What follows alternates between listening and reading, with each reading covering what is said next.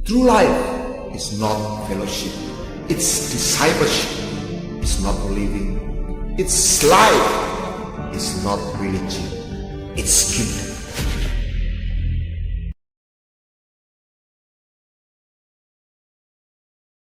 Shalom. Semoga Anda tidak bosan karena topiknya tidak berubah. Tetap adalah tentang Trinitas, tentang Tritunggal. Supaya promosi sedikit, ketika saya membedah Trinitas juga di dalam paradigma kerajaan, saat ini dalam anugerahnya melalui School of Kingdom kita lagi menyelenggarakan sebuah seri pengajaran yang kita sebut Kingdom Theology. Dan mata kuliah, bukan kuliah, seri pengajaran ini kita namakan Kingdom Paradigm, paradigma pemulihan paradigma kerajaan. Dan ketika saya mencoba mendekati, melihat firman itu dalam sebuah gambar, adalah sebuah kisah cinta. It's a story, love story and kingdom story. Cerita tentang kerajaan. Saya melihat ayat tulisan itu jadi beda. Saya nggak melihat lagi itu sebuah peraturan semata. Tapi sebuah gambar. Satu hati yang begitu dalam. Satu mimpi yang ada di dalam pikiran Allah sendiri. Yang dia wujudkan, dia ingin wujudkan. Dia ingin manifestasikan kepada makhluk yang dia kasih adalah manusia. Dan dia ingin menggenapkan seluruh rencananya, tujuannya juga melalui makhluk yang satu ini adalah manusia.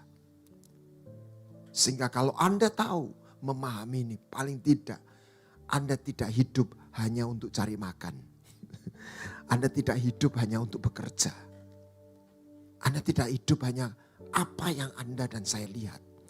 Tetapi kita melihat sesuatu yang gak dilihat oleh mata jasmani. Tapi oleh iman Anda bisa melihatnya. Baik, kita sudah belajar. Kadang-kadang saya mesti nata yang mana dulu. Ini tentang kerajaan. Dan ini kerajaan yang berbeda. Semua raja punya budak. Keperbudakan itu hal yang tidak terpisahkan dari kerajaan. Tetapi ada satu kerajaan yang gak punya budak dan tidak menjadikan umatnya budak adalah kerajaan Allah. Amin. Allah itu baik. Dia begitu mengasihi umatnya. Sehingga orang yang dipanggilnya, orang yang terpilih, orang yang dipanggil seperti Anda dan saya ini, disiapkan, tidak dijadikan budaknya. Saya baru membagikan satu topik dan ini penting. Alkitab itu berisi banyak paradigma-paradigma yang berbeda. Nah, ini ngelantur kemana-mana ini. Semua agama, kepercayaan itu bicara kitab suci itu peraturan. Firman Allah itu ketetapan tulisan peraturan. Tapi Yesus membuat sesatu paradigma baru. Firman itu adalah satu pribadi. Dialah kebenaran. Yesus tidak membawa buku Injil. Injil itu bukan Matius, Lukas, Yohanes, Markus. Injil itu adalah Yesus. Amin. Kenapa? Karena kehidupan tidak lahir dari sebuah tulisan. Kehidupan itu lahir dari sebuah hubungan di mana dengan satu sesuatu atau satu pribadi yang memiliki kehidupan. Kenapa telur bisa jadi janin? Karena dia bertemu dengan sperma yang memiliki daya hidup. Itu yang disebut seed, benih. Itu kalau secara fisik ya protein. Tapi dia punya daya kehidupan. Itu bedanya.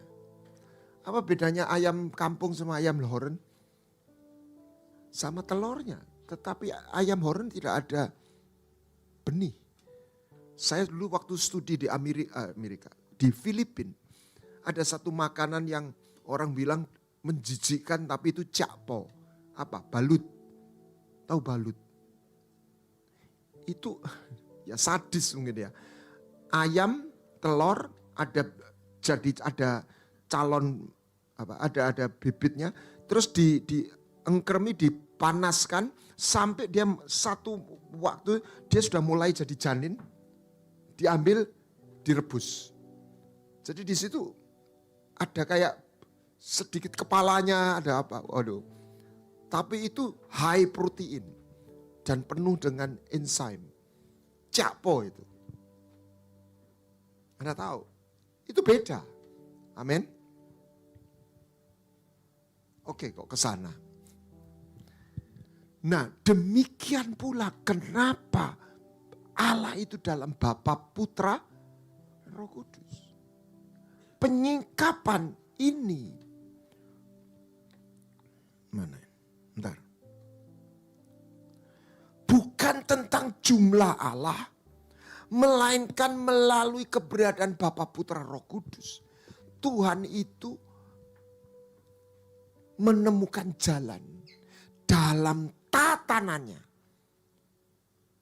untuk menyatakan cintanya yang kekal dan menggenapi tujuan abadinya yang dia laksanakan melalui putranya.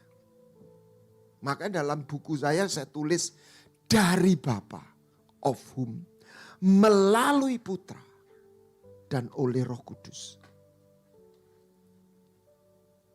Sebab Bapa itu api yang menghanguskan. Terang yang tidak terhampiri. Tetapi dia penuh kasih.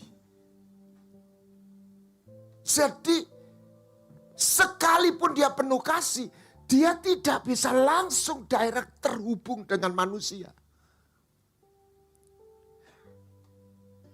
Karena yang satu begitu ilahi, yang satu fana. Tetapi ingat, dia begitu sayang sama manusia, khususnya yang dipanggil. Dan dia ingin ketemu, dia ingin menyatakan dirinya. Itulah sebabnya dia memperanakkan putra. Nanti kita akan ke sana. Sedikit lompat, saya baru aja kenaikan pencurahan Roh Kudus. Kita melihat lawatan Tuhan dalam ibadah pencurahan Roh Kudus. Saya diundang di 2 tempat. Dan saya katakan, siapa Roh Kudus? Who is the Holy Spirit? The reality of Christ. Sehingga Anda tidak berhenti karena Yesus naik ke surga, maka kita hanya belajar Yesus. Tulisannya Yesus, sejarahnya Yesus. Anda dan saya tidak cukup hanya belajar Yesus, dengar Yesus, ceritanya Yesus 2000 tahun yang lalu. Anda dan saya perlu ngalami Yesus, katakan amin. Di mana itu? Holy Spirit. Itulah hakikat Injil. Karena nature-nya itu hubungan. Bukan peraturan. Anda harus mengalami Roh Kudus. Nah, kembali lagi. Kenapa Bapa itu memperanakkan anak dan mengeluarkan rohnya? Ya, karena yang pertama Allah itu kasih. Tidak mungkin kasih itu hanya single. Kasih itu selalu ada subjek dan objek. Listrik plus itu nggak bisa nyetrum. Listrik itu kan plus mestinya. Tapi dia butuh ground. Dia butuh minus. Sperma itu benih. Tapi dia nggak pernah jadi janin. Tanpa telur. Amin. Kenapa? Allah itu bukan hanya mengasihi. Allah itu bukan hanya penuh kasih. Allah itu kasih. Amin. Anda dan saya bisa orang yang mengasihi. Anda dan saya bisa saja pribadi yang penuh kasih. Amin. Tapi Anda dan saya nggak mungkin Anda adalah kasih. Nggak bisa. Amin. Hanya Allah. Bagaimana itu bisa eksis? Tidak bisa satu pribadi.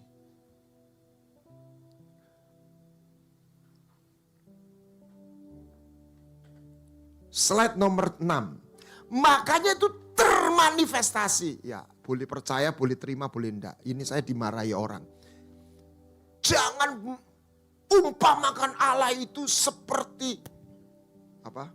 Seperti atom. Itu penghinaan loh, namanya perumpamaan gitu. Ya kan? Atom itu isinya apa? 3. Atom itu sesuatu yang sudah materi yang paling kecil. Isinya apa? Proton, elektron, neutron. 3. Dan di situ diikat energi. Nah,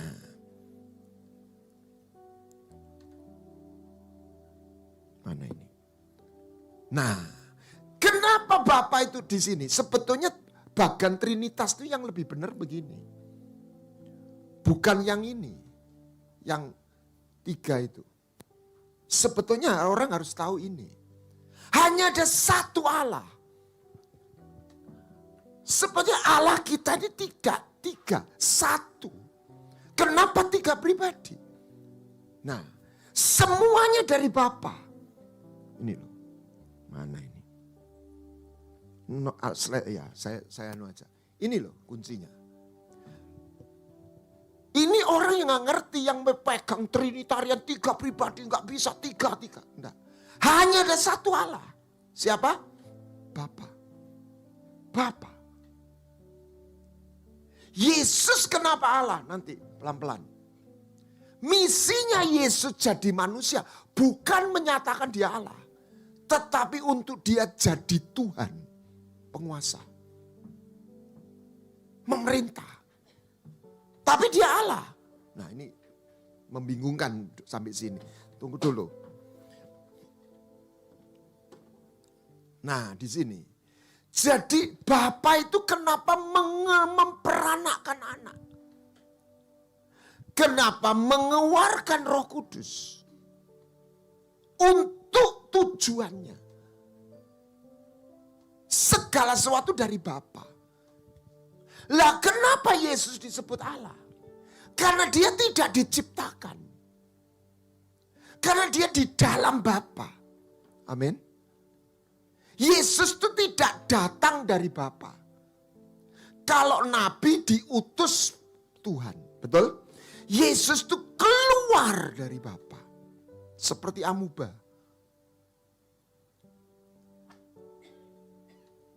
Keluar dari dalam Tuhan. Came out. Bahasa aslinya exerkomai. Diperanakkan. Kalau kita anak Allah kan, kita anak Allah ya. Karena diadopsi, katakan diadopsi. Kalau Yesus diperanakkan. Makanya Yohanes 3:16 itu disebut putranya yang tunggal itu salah. The only begotten son. Lihat King James. Putra satu-satunya yang diperanakkan. Dilahirkan. Bukan kawin, enggak. Loh, orang punya anak kan nikah dulu. Enggak. Allah enggak perlu nikah. Amin. Dia memperanakkan anak. Yalat. Firman. Dan seluruh kehendaknya itu dinyatakan melalui firman. Nah, dari sudut apa ya? Fungsinya kita bisa lihat matahari. Dari sudut kesatuannya kita bisa lihat atom. Jadi jangan satu perumpamaan. Melalui atom kita lihat sebuah energi yang mempersatukan. Elektron, proton, neutron itu. Dari lihat fungsinya, keberadaannya. Matahari itu ada 3. Ada bulatannya, pelanitnya, ada sinarnya, amin. Ada panasnya. Sinar dan panas itu keluar dari mana? Dari matahari. Ya sudah itu. Terangnya itu Yesus gambaran. Panasnya itu Roh Kudus gambarannya. Ini kalau ini mungkin kurang tepat. Air. Jadi hanya satu Allah, Bapa. Of whom segala sesuatu berasal. Hanya ada satu Tuhan, baca. Segala sesuatu dijadikan.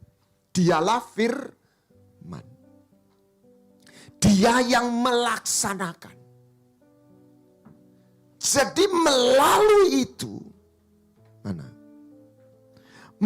Dari Bapa melalui Putra, dalam kesatuan dia menyatakan cintanya yang kekal dan tujuan abadinya.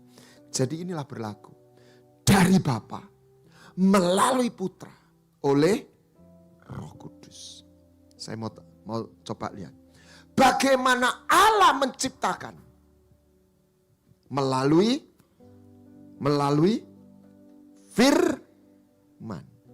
firman. Tetapi juga oleh Roh Kudus.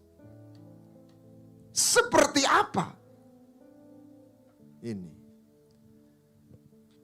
Pikiran saya bagaimana bisa dimanifestasikan melalui perkataan. Bagaimana perkataan itu bisa jadi suara, jadi gelombang nyampe ke telinga kita. Amin. Kalau berhenti di pikiran, Anda tahu nggak pikiran saya? Nggak tahu. Bagaimana pikiran itu dimanifestasikan? Harus wujudnya dalam perkataan. Makanya pada mulanya adalah firman. Allah itu punya firman.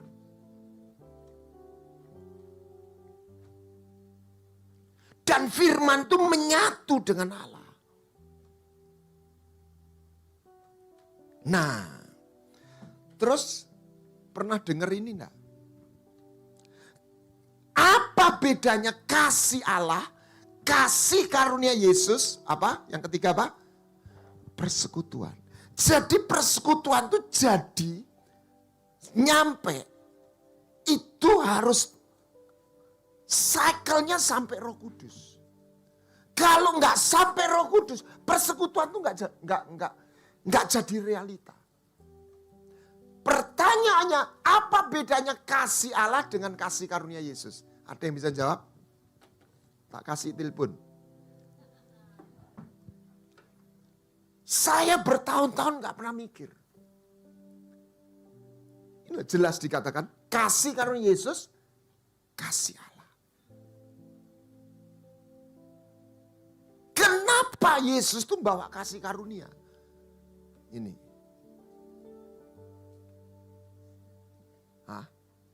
Karena ini. Anda tidak bisa masukkan es batu ke botol ini, es batu besar. Betul? Bagaimana es batu itu bisa masuk? Harus jadi air. Pinter. Lah air sama es batu itu molekulnya sama enggak? Sama. Sama-sama H2O. Tapi wujudnya beda. Jadi buat saya kasih karunia itu adalah kasih yang menembus batas. Itulah sebabnya Tuhan bisa nolong perempuan berzina dari tuntutan hukum Taurat. Dia layak mati enggak? Layak. Yesus enggak katakan itu salah. Pantas. Bukan pantas. Peraturannya memang begitu. Tapi ingat, bukan maksud Tuhan. Keinginan Tuhan seperti itu. Nah ini susah nih. Hati Tuhan dalam kasihnya. Tuhan tidak ingin orang itu terhukum. Dalam kebenarannya, kerajaannya, keadilannya. Orang yang berzina itu dihukum mati. Jadi Tuhan itu angel ya. Lah kenapa Tuhan berkata, aku juga tidak menghukum kau. Karena dia menggenapi tuntutan sorga. Amin. Amin. Jadi Yesus memberikan kasih karunia karena dia menggenapi kebenaran tuntutan sorga. Sampai dia menantang, mana yang lebih mudah atau sukar. Bangkit, angkatlah tilammu, atau ampun, dosamu sudah diampuni. Kalau dalam pemikiran kita, sukar yang mana? Sukar yang sembuh ini ya. Tetapi buat Yesus, buat saya, buat aku, lebih gampang menyembuhkan orang sakit daripada untuk mengampuni dosa. Sebab untuk menyembuhkan orang sakit, aku punya kuasa kok. Tapi untuk mengampuni dosa, Tuhan tidak bisa merubah firman-Nya. Upah dosa itu mati. Amin. Itulah sebabnya putra itu perlu mati. Nyawa ganti mata, ganti mata. Binatang kotor ditebus binatang bersih. Manusia kotor ditebus manusia bersih. Manusia bersih itu apakah dia bayi? Bukan. Karena kita semua lahir dalam dosa. Itulah sebabnya Yesus lahir tanpa ayah. Dia manusia yang lahir tanpa ayah. Bukan hanya doktrin. Oh, kalau Yesus itu tak pakai ayah. Kalau Adam tak punya ayah ibu. Seperti yang sering kita dengar. So apa bedanya? Oh, tunggu dulu. Semua ada sebabnya, ada reasonnya. Catat baik-baik. Tuhan itu seorang pecinta. He is a lover. Katakan amin. Tapi Tuhan itu juga seorang seniman. Dia punya keindahan. God is so beautiful. Tapi yang ketiga, Tuhan itu engineering. Tuhan itu matematikus. Dia punya engineer dalam alam roh ini. Hukum fisika kimia itu dasarnya engineer dan matematik. Anda yang bukan orang teknik, Anda mungkin tidak ngerti. Anda lihat keindahannya saja. Semua ada tatanannya. Anda tahu nggak? Gelombang 432 Hz itu menyembuhkan. Kalau digeser, gelombang itu bisa merusak. Bisa bikin stres. Orang ngerti musik, dimainkan di situ.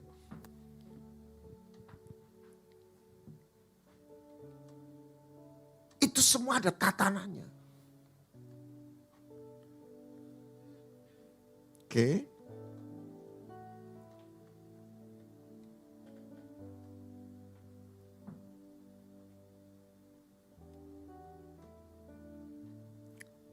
Mana ini?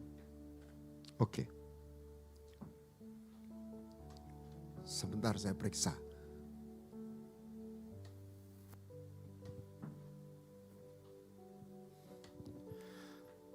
Jadi melalui kasih karunia, kasih Allah itu nyampe. Kenapa? Karena kasih Allah itu tidak lepas dari keadilan, kekudusan, kebenaran. Baca Keluaran 34 ayat 56 kalau nggak salah. Tuhan Yahweh, pengasih, penyayang, panjang sabar. Tetapi ayat 6 apa? Sekali-kali tidak membebaskan orang bersalah. Sampai keturunan 3 dan 4. Saya percaya enggak semua pendeta berani mengkhotbahkan ayat itu. Bingung sendiri. Tuhan itu penuh kasih. Tuhan itu adil. Makanya Tuhan bilang, bukan aku yang menghukum kau. Firman itu. Itu yang dipelajari oleh Buddha. Karma. Cuma kalau kita bicara karma, gak ada way out-nya. Bayaran sampai sen terakhir. Lah gak lunas piye? Yo reinkarnasi yo. Halo? That's the idea. Kenapa harus reinkarnasi? Karena bayar utangnya belum jangkep. Kenapa kok begitu? Karena manusia yang suruh bayar sendiri. This is not way out. Ini adalah sebuah pemetaan, berhenti di situ. Way out-nya nggak ada. Dan konon di candi di mana di Kamboja ya, di Chiang Mai atau apa, itu diangkat di YouTube, Anda boleh lihat. Ada statementnya Buddha. Nanti ada orang yang lahir, yang memberi jalan keluar. Ini keren. Buddha loh yang ngomong. Yang punya kunci. Orang itu tandanya. Tangannya tertusuk. Kakinya tertusuk. Lambungnya tertusuk. Siapa dia? Yesus. Anda yang mantan orang Buddha. Anda gak pindah agama. Anda sedang ketemu orang yang diceritakan oleh Buddha. Saya diprotes waktu saya khotbah. Saya percaya Buddha masuk surga. Kok gitu? Ya ini cuma pendapat pribadi, Anda tidak harus percaya.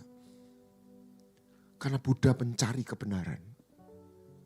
Waktu dia mati, Yesus turun ke dunia orang mati. Buddhanya diawe. Bukan sebagai pendiri agama Kristen ketemu pendiri agama Buddha. Yesus datang sebagai kebenaran. Amin. Akulah yang kau cari. Amin. Begitu loh. Dialah kebenaran. Dia tidak cuma kebenaran. Dialah hidup itu. Makanya dia berkata, aku punya kuncinya. Kerajaan surga.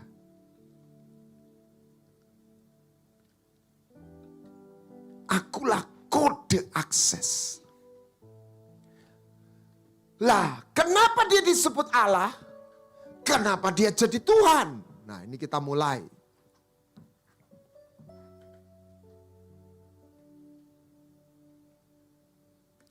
Jesus is the only begotten Son. Ya. Tidak ada tokoh yang keberadaannya begitu memberi pengaruh, tetapi tidak ada tokoh yang begitu diperdebatkan. Kenapa?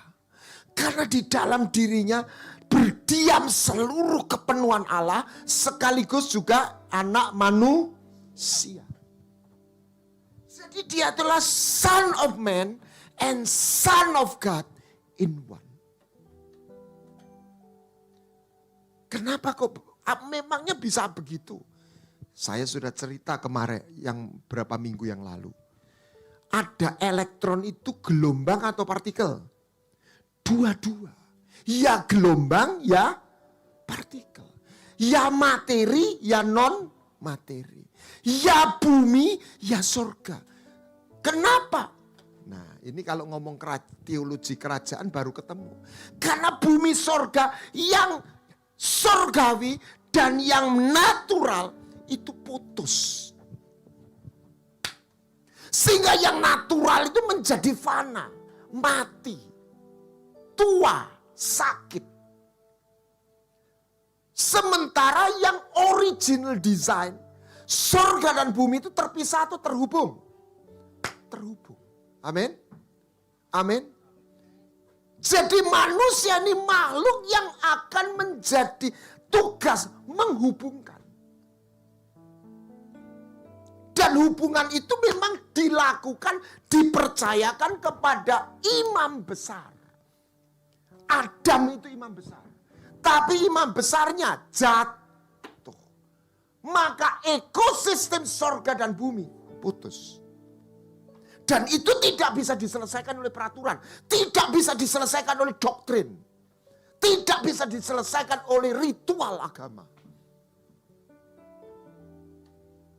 Maut menguasai manusia. Mati.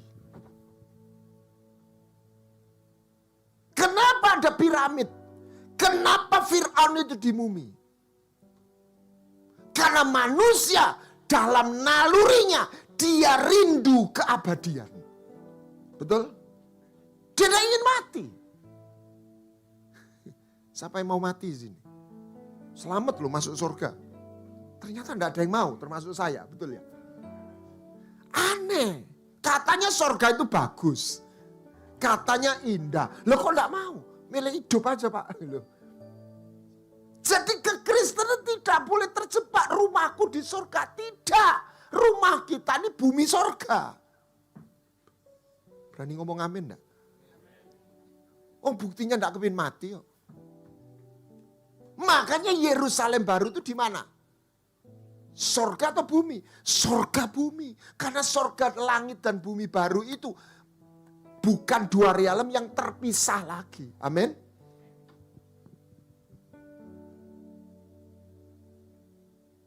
Kalau ngerti itu, hidupmu akan beda. Anda nggak cuma kerja, tua mati. Kita sedang menyiapkan diri untuk masuk dalam keabadian itu. Lah, yang menghubungkan siapa? Harus punya mewakili bumi sekaligus, atau saya balik, mewakili sorga dan mewakili bumi. Nanti kita akan sampai. Kenapa Yesus harus turun ke sorga? Mati, harus bangkit. Mati itu nebus dosa, bangkit itu ngalahkan apa? Maut. Karena supaya blokade, tahu blokade? Maut itu dipatahkan. Kenapa dia harus naik ke surga?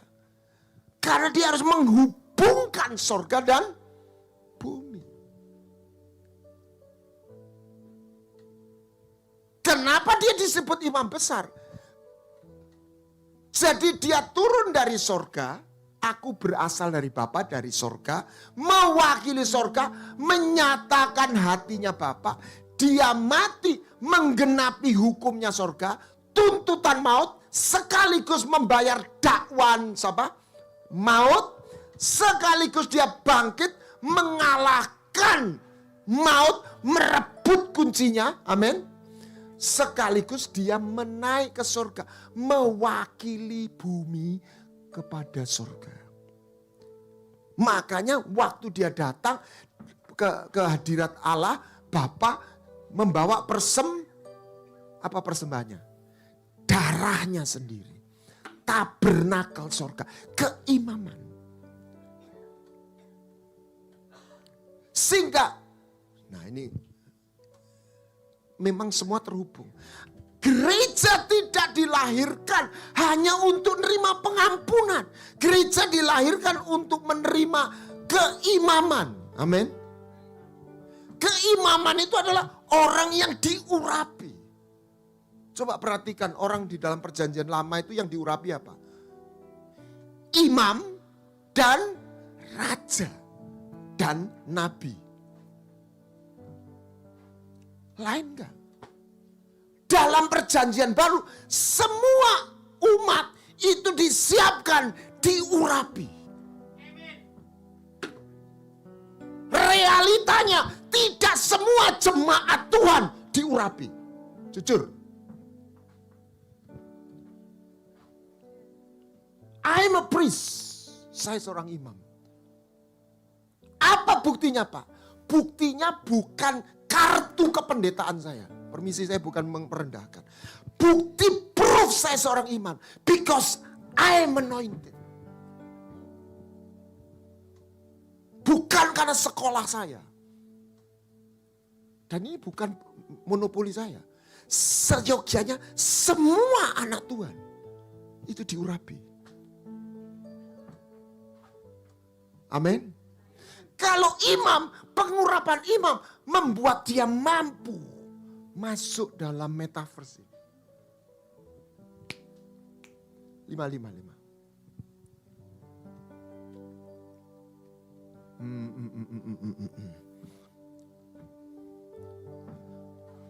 Haleluya.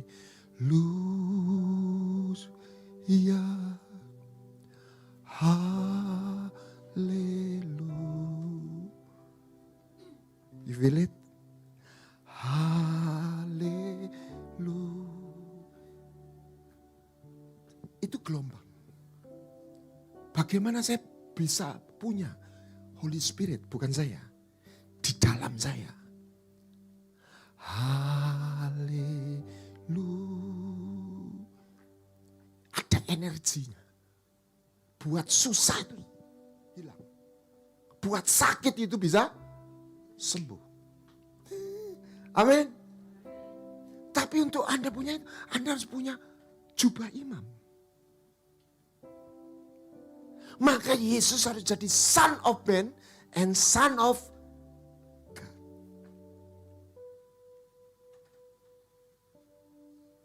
Kenapa? Lah, kalau Son of Man kita sudah tidak perlu mempersoalkan.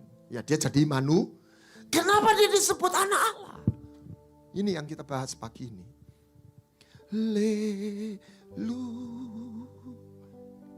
Dan itu natur surga. Seperti apa ya?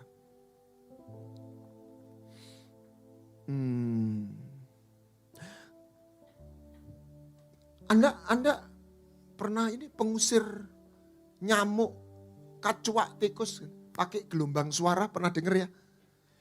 Anda kan tidak dengar suaranya. Tapi ada frekuensi yang membuat nyamuk, tikus lari semua, betul ya? Itu gelombang. Anda tinggal di situ, engkau sehat sebetulnya. Anda tinggal di situ, Anda makmur. Halo. Anda harus ketemu aksesnya. Bukan hanya ditolong. Anda tinggal di situ. Amin. Siapa mau? Angkat tangan. Bukan mati loh ya, ini bukan mati. Di bumi. Amin. Jangan khawatir, enggak mati. Lihat tabernakel. Yang boleh masuk ruang kudus siapa? Imam, anaknya Harun. Harun itu siapa? Imam besar. Lah kita ini siapa? Anaknya imam besar. Siapa namanya imam besar kita? Yesus Kristus. Bukan Harun.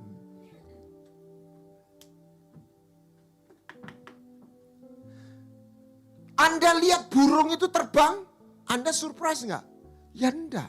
Surprise kalau ada burung tidak bisa terbang. Jadi kalau ada orang Kristen tidak diurapi, itu yang aneh, itu yang salah. Amin. Ini mungkin kelihatannya melebih-lebih. Kalau ada orang Kristen, permisi, ini bukan mengecil, nggak bisa ngusir setan, itu yang salah. Karena ini tanda orang percaya. Ini bukan, ya Anda perlu berlatih, tapi itu natur. Anda latihan terbang, bisa terbang enggak? Enggak bisa, sebab tidak ada naturnya. Ini benih, DNA. Tapi kalau anaknya Raja Wali, lahir bisa terbang enggak? Enggak bisa. Masih diloloh toh. Tapi dia makan makin lama, makin besar. Terus sayapnya mulai, nah lama-lama bisa, pasti. Mungkin atau pasti? Pasti. Jadi kalau ada anak Raja Wali enggak terbang, cuma dua, cacat atau enggak pernah gede. Sebab anak Raja Wali enggak bisa terbang. Raja Wali dewasa, akil balik yang baru bisa terbang. Dan ini ditunggu. Anda itu ditunggu akil balik. Bukan untuk berhenti setiap minggu datang ke gereja. Mohon maaf, ini bukan marahi Anda. Bukan kewajiban. Karena dia tuh cinta sama kita. Dan dia konglomerat. Dia mau kasih apa?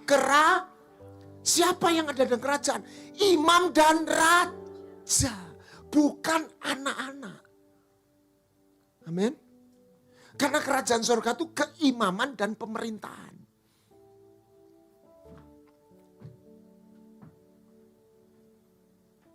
Jadi kalau tanda imam apa?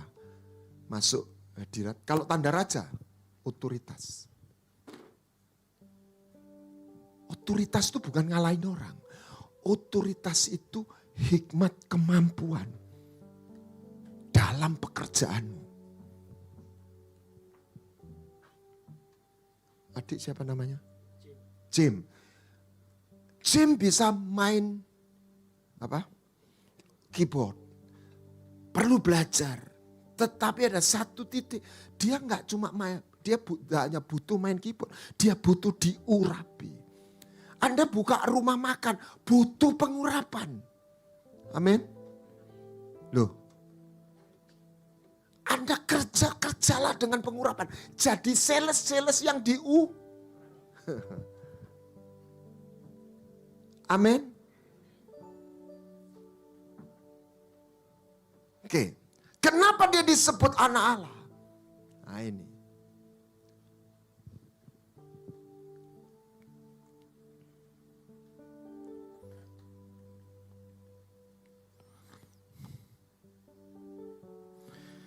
Lihat, Yohanes 3.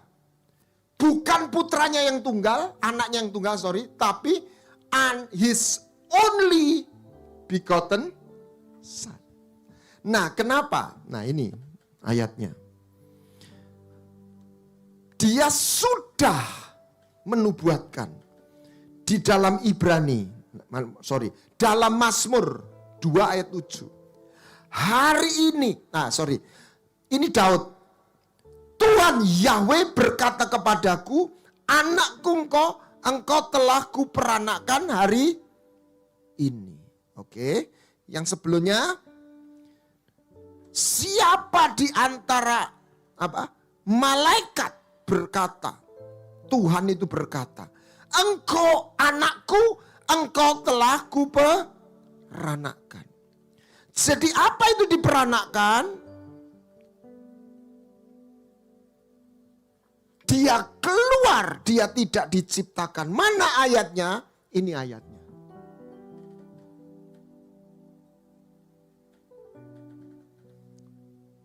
Yesus berkata, kalau Allah itu Bapamu, kamu akan mengasihi aku. Sebab, nah ini bahasa Inggris terpaksa. Aku keluar, bahasa Indonesianya, bahasa Inggrisnya proceed for. Came out. Exergomai, bukan came from God, tapi came out of God, keluar dari Allah. Ya, ini Yohanes 16. I came forth, exergomai, dari Bapa dan kedatang ke bumi. Bahasa Indonesia bagus. Aku berasal dari dia keluar. Makanya dia disebut anak Allah. Lalu bedanya apa dengan Adam? Adam itu anak Allah karena diciptakan. Kita anak Allah karena diadopsi. Yesus anak Allah karena diperanakkan. Dan dia satu-satunya yang diperanakkan. Ya sudah, itu aja.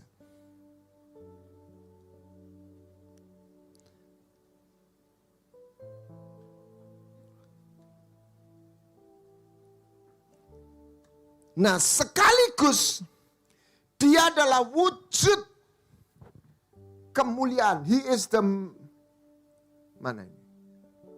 Nah, lihat, dia adalah cahaya kemuliaan Tuhan. Kenapa? Dia adalah hologramnya Tuhan. Karena Allah itu tidak kelihatan. Misalnya ada artis wujudnya di Jakarta, di shoot studio. Anda lihat di mana? Di televisi, di HP. Wujud hologramnya. Engkau nggak bisa lihat Allah Bapa, tapi engkau lihat Yesus. Kalau engkau lihat aku, kata Yesus, engkau lihat Bapa. Ya sudah itu. Tetapi yang kedua,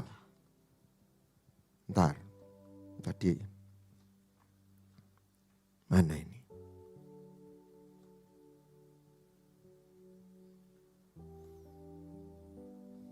Nah ini. Cahaya kemuliaan. Nah ini yang di dalam Ibrani 1 ayat 3. Cahaya kemuliaan Bapa. Lalu poin berikutnya yang penting.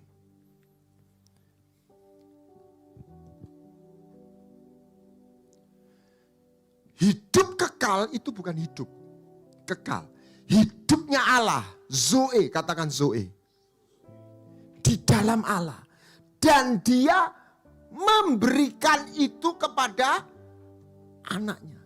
Sehingga anak mempunyai hidup di dalam dirinya sendiri. Di dalam dia ada hidup.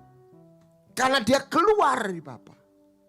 Makanya 1 Yohanes 5 ayat 11-12. Allah mengaruniakan hidup kekal kepada kita. Hidup itu ada di dalam mana? Anaknya. Siapa yang memiliki anak, ia memiliki hidup.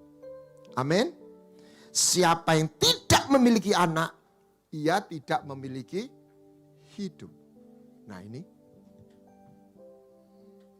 Maka dia berkata, akulah jalan, kebenaran, dan hidup. Hidup itulah yang tidak ada di agama. Agama itu punya peraturan.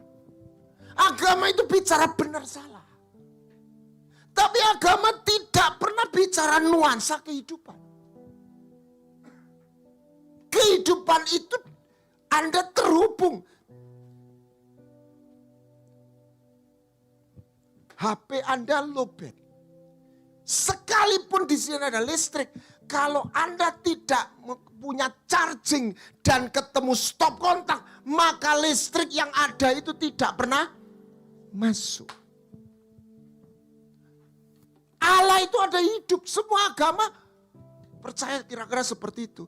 Tapi bagaimana supaya hidup itu terhubung, sehingga manusia tidak mati. Amin. Anda harus ketemu aksesnya. Aksesnya, jembatannya, pintunya, itulah putra. Makanya barang siapa percaya, kata percaya itu bukan percaya mantuk-mantuk. Anda terhubung. Masuk ruang Maha Kudus dengan darah. Nah, ini sering mainkan aja. Sering dipersoalkan, Bapa sama anak itu besar mana?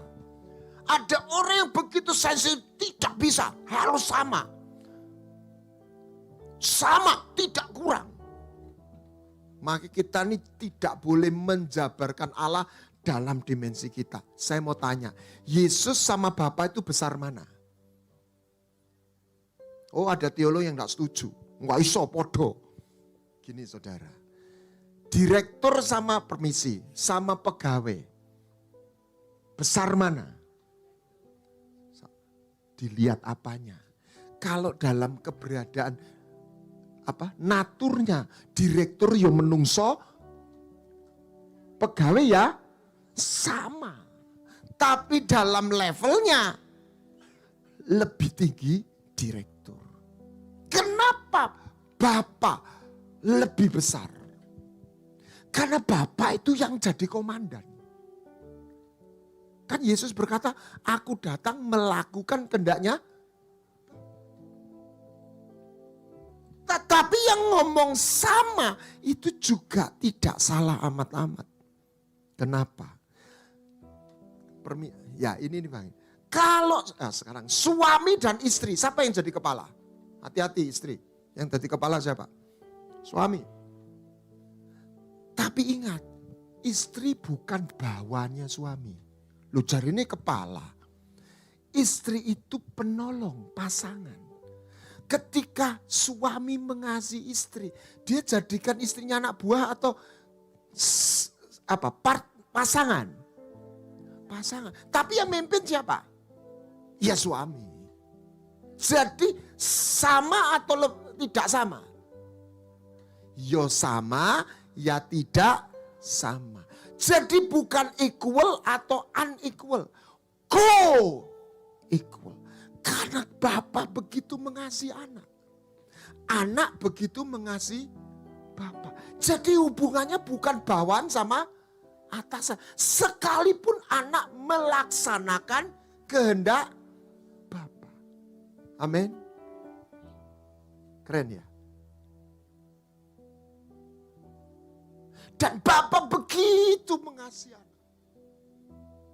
Dan menyerahkan pemerintahannya setelah anak menyelesaikannya di atas kayu salib. Selesai. Maka anak dijadikan Tuhan. Tuhan itu apa? Penguasa. Jadi kita ini ngomong Tuhan sama Allah itu dijadikan satu. Tidak sama. Makanya ada satu Allah, Bapa. Tapi dia memperanakkan anak dan mengeluarkan Roh Kudus. Tetapi anak itu yang jadi manusia mati di atas kayu salib. Baca Filipi pasal 2. Karena dia menyelesaikan, dia merebut kembali. Dia yang jadi Adam terakhir. Dia yang jadi imam besar. Maka Bapa mengaruniakan segala, bukan kuasa, segala kuasa. Di mana? Catat baik-baik. Matius 28. Itu di sorga dan di bumi. Karena dia anak manusia. Di bumi. Kenapa di sorga? Karena dia anak Allah. Jadi kuasanya Yesus itu di mana? Surga dan bumi. Lah terus yang megang kuasa Bapa atau anak? Nah ini bingung lagi. Segala sesuatu dari Bapa. Bapa itu preskom. Kalau direktur utama. Anak itu direktur operasionalnya. Jadi yang megang pemerintahan siapa? Anak. Kapan Yesus jadi Tuhan? Baca Kisah Rasul pasal berapa itu? 2 ayat 36. Allah telah menjadikan Yesus yang kau salib menjadi Tuhan. Jadi Yesus waktu perjanjian lama sudah Tuhan atau belum? Nah, ini ada orang ngamuk saya ngomong begitu. Sudah jadi Tuhan belum? Oh, sesat kamu. Tidak. Yesus itu Allah sejak semula. Tapi dia belum jadi Tuhan. Makanya dia tidak ngomong segala kuasa di surga dan bumi. Itu sebelum dia mati. Betul ya? Sebelum dia mati dia nak ngomong itu. Setelah dia mati dan bangkit. Dia kata, segala kuasa di surga dan di bumi. Apa? Telah diberikan kepadaku. Baca Filipi pasal 2. Karena dia mengosongkan diri. Dan tidak mempertahankan kesetaraan sebagai Allah. Merendahkan diri, taat dan merendahkan diri sama dengan manusia, baca. Dan taat sampai mati di atas kayu salib. Lalu Allah meninggikan dia. Siapa yang meninggikan dia? Bapa. Dan menganugerahkan, come on, nama di atas segala nama. Dan setiap semua lutut, ini keren, bertelut, setiap lidah mengaku. Apa? Yesus penguasa. Makanya Anda tidak boleh menyembah dia. Atau dengan kata, Anda tidak bisa beribadah hanya kepada Allah saja. Kenapa? Kalau kita hanya para dewa Allah, dipuja-puja, tapi tidak pernah ditaati. Halo? Dipuja, oh, kamu hebat, kamu mulia. Keluar dari ruangan gereja, ya bisnis menurut pikirannya dewe. Wah tak ngene no, ya tak gini no. Maka dia harus jadi Godship and Lordship. God itu pencipta, sumber, Lord, majikan, nurut, tunduk, taat. Banyak orang Kristen hanya Nah, ini hati-hati bagi yang menyembah di sini nggak terlalu lebay. Ada gereja yang lebay. Oh, sujud. Saya nggak terlalu harus tengkurap gitu. Nggak salah sih. Yang penting ukurannya bukan itu. Nurut nggak? Halo? Taat nggak? Itu lordship. Yes Lord. I obey. Sebetulnya Tuhan aku pengen rono Tuhan. Tuhan bilang, enggak ke sana. Yes Lord. Aku pilih situ. Aku mau situ. Sakit enggak? Kok diam aja? Anda kepingin di situ, Tuhan suruh ke sana. Sakit enggak? Bukan sakit, sakitnya di sini saudara. Tapi itulah dia jadi Lord. Makanya satu Allah. Satu Tuhan. Baru lengkap. Godship and Lordship should be in one. Baru worship. Kalau enggak, itu jadi romantisme. Oh, engkau hebat, engkau mulia, nurut enggak? Pernah lihat film Godfather enggak? Jadi bapak baptis. Ya saya enggak ngomong gerejanya. Di luar, dia perintahkan anak buahnya tembak, dor, bunuh lu. Ini satu adegan yang jadi manusia akhir zaman. Ingat, salah satu cirinya apa? Hamba uang, enggak hormat. Tapi terakhir apa? Suka beribadah. Halo, hati-hati. Anda enggak terlalu bahaya. Kita yang pendeta-pendeta. Suka pelayanan.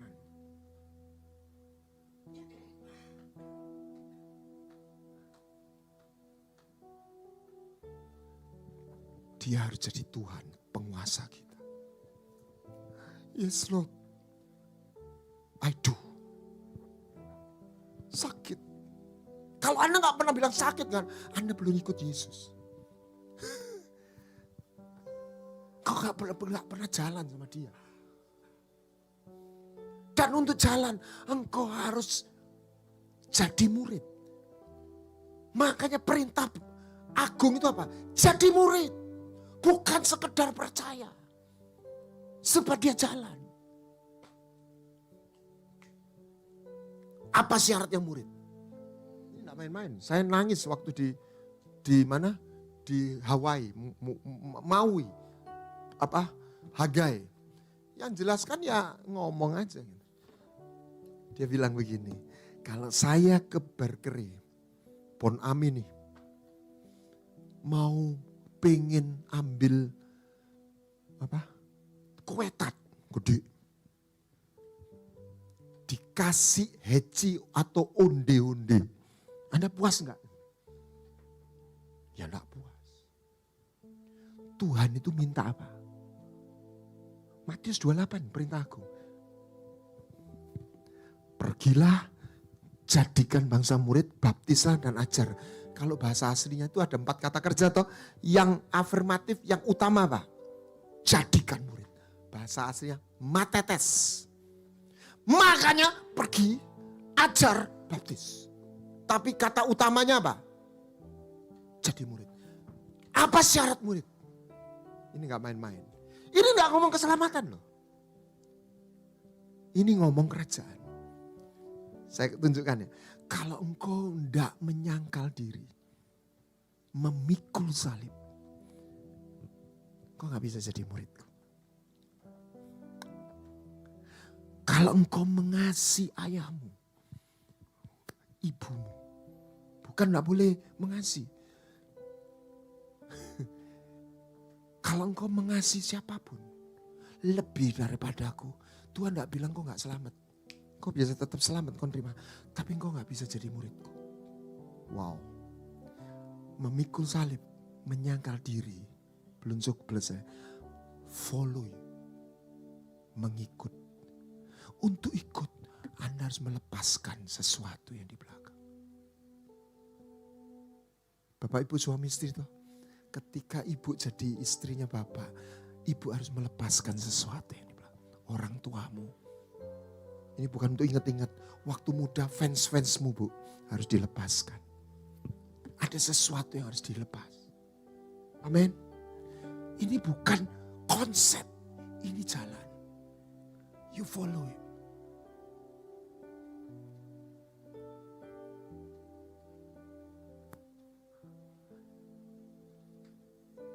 Dia Tuhan. Dia Tuhan. Banyak orang menekankan dia Allah. Ya, dia Allah. Tetapi kata kunci yang menentukan, dia Tuhan. Dia bos atau bukan? Allah membangkitkan, saya bahasakan ya supaya ngeh. Karena dia taat, bukan karena dia Allah, karena dia sudah taat. Seluruh surga, oh, ini keren. Anak domba yang tersembelih layak menerima. Amin. Ini imajinasi saya. Setan kan pendapat. KKN, mentang-mentang anake didadekno raja, ya kira-kira gitu ya. Ini tidak ada di ayat di Alkitab. Bapak bilang, tutup mulutmu Tan. Setan tidak bisa ngomong. Rungokno Tan, ini putraku jadi raja. Bukan karena dia anakku semata. Karena dia sudah menyelesaikan. Dia sudah perang, bertanding dan menang. Dia layak, bukan karena hanya dia Allah putraku. Dan seluruh makhluk bagi dia yang bertahta. Bagi dia yang bertahta. Seluruh malaikat ini bayangan. Orang kudus jutaan. Anak domba yang disembelih. Layak. Karena dia sudah menebus, membeli dari segala suku, bangsa dan bahasa. Menerima apa? Kuasa, kehormatan, kerajaan. Tuhan kita jadi raja. Kekuasaannya di mana? Bukan cuma di sorga, di bumi. Setiap lutut bertelut. Setiap lidah, mau suka tidak suka, akan mengaku dia Tuhan. One day, one time. Anda tidak dipanggil jadi penonton. Anda dipanggil jadi pengikut. Sebab dia punya kerajaan. Kalau Anda mau masuk kerajaan, saya tidak katakan kita masuk surga. Ikut dalam kerajaannya. Anda harus jadi muridnya.